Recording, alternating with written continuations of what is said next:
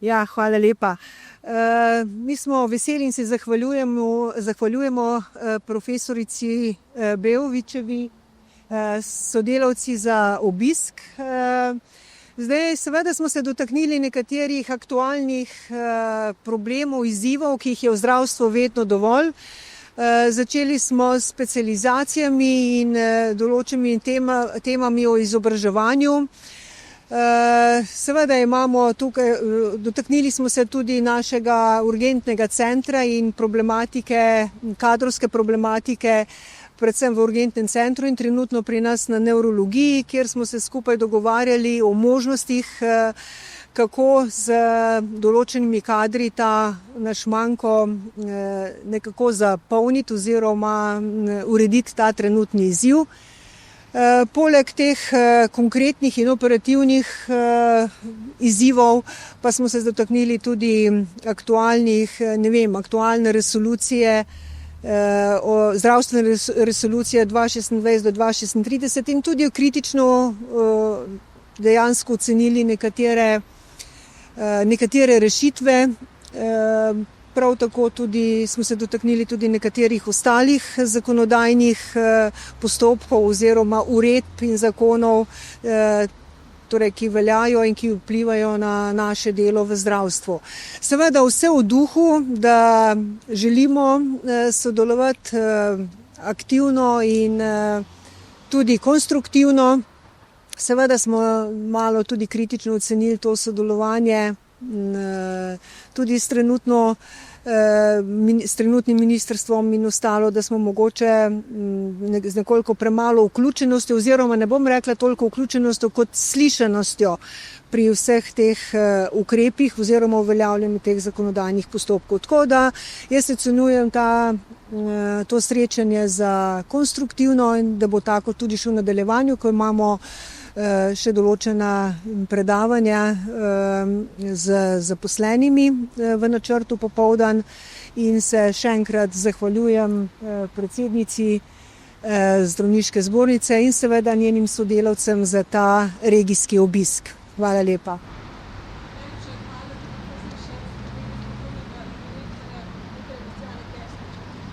Ja, lepa hvala. Nekako nastopam v dveh funkcijah tukaj, tako da smo probali stvar narediti, kar se da operativno. Vodstvo Splošne bolnišnice Novo mesto je predstavnike Zdravniške zbornice peljalo na ogled naše nove pridobitve.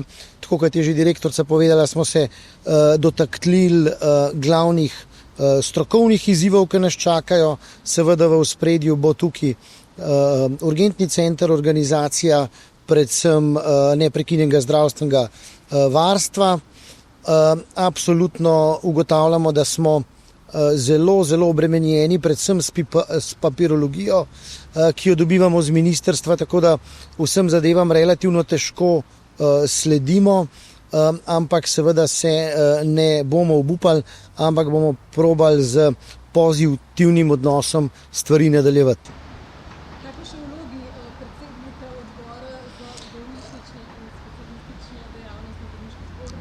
Ja, tukaj pa moram reči, da probamo čim več stvari delati, predvsem na področju digitalizacije.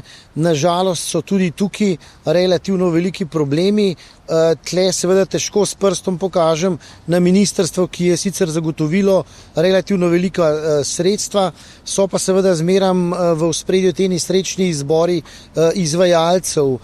Nam kot zdravnikom in seveda tudi vsem ostalim zdravstvenim delavcem ni toliko pomemben izvajalec, kot to, da bi končno enkrat stopili korak naprej in pravzaprav začeli z resno digitalizacijo zdravstvenega sistema. Namreč zavedamo se, da veliko kadra v naslednjih letih ne bomo mogli narediti, lahko pa z novim načinom dela, z digitalno obliko, z novimi procesnimi rešitvami pa določenim kadrom, predvsem medicinskim sestram, pripomoremo, tako da jim določene stvari odvzamemo, zato da bodo lahko imele več časa za bolnika.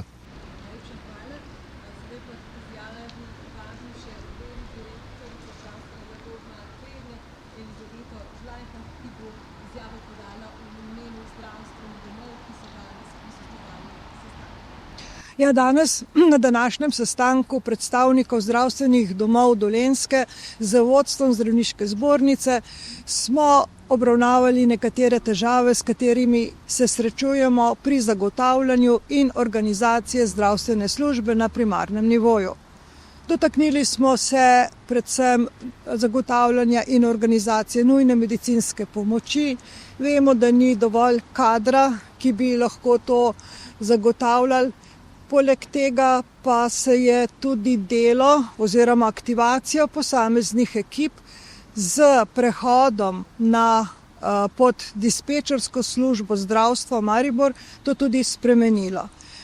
Včasih se dogaja, da pridejo ekipe iz drugih regij, tako kot tudi mi moramo zapuščati naš osnovni teren. Včasih pride do zamika pri obravnavi pacientov na terenu. Potem smo se dotaknili tudi pomanjkanja kadra, pa naj si bo to v splošnih ambulantah, pediatriji, zobozdravstvu, ker ne dobimo kadra, s katerim bi nadomestili odhode iz javnega zdravstva, da bi nadomestili odhode sodelavcev, ki grejo v upokojitev ali pa kakšno drugo odsotnost. Dotaknili pa smo se tudi, še vedno je potrebna in delujoča ambulanta za neopredeljene, ker pač nimamo kadra, da bi z našimi kadri to tudi zagotovili.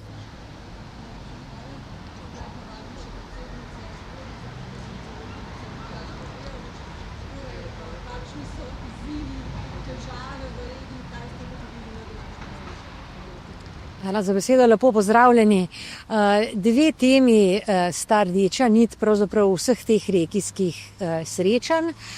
Prva so kadrovske težave, zdravnikov primanjkuje vsepovsod po državi, poleg tega pogosto primanjkuje tudi drugega zdravstvenega kadra, kar seveda onemogoča izvajanje določenih storitev.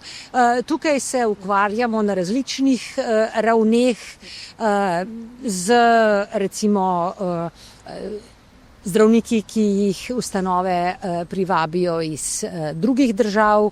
Tukaj se zbornica izrecno ukvarja z njihovim znanjem jezika in tudi s tem, da bi se postopki, ki so sicer v veliki meri v rokah ministrstva, izvajali čim hitreje. Veseli nas tudi, da prihajajo mladi zdravniki, ki potem specializirajo v Sloveniji. To pomeni tudi zagotavljanje ene kakovostne strokovne ravni, ki je primerljiva z zdravniki, ki diplomirajo v Sloveniji.